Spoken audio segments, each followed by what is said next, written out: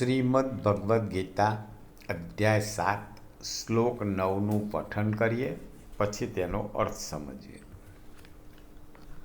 પૂર્ણો ગંધઃ પૃથિવ્યાં ચ તેજશ્ચાસ્મિ વિભાવસૌ જીવનં સર્વભૂતેષુ તપશ્ચાસ્મિ તપસ્વીષુ.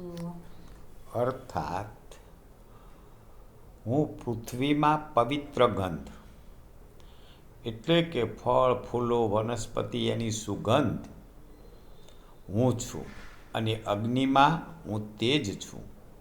સમસ્ત ભૂતોમાં એટલે સમગ્ર માનવ જીવન સંસારના સર્વ જીવોમાં હું એમનું જીવન છું, અને બધા તપસ્વીઓમાં હું તપ છું. કૃષ્ણ ભગવાન અર્જુનજીને પોતાનું સ્વરૂપ સમજાવી રહ્યા છે કે અત્ર તત્ર સર્વત્ર હું છું. જય શ્રી કૃષ્ણ.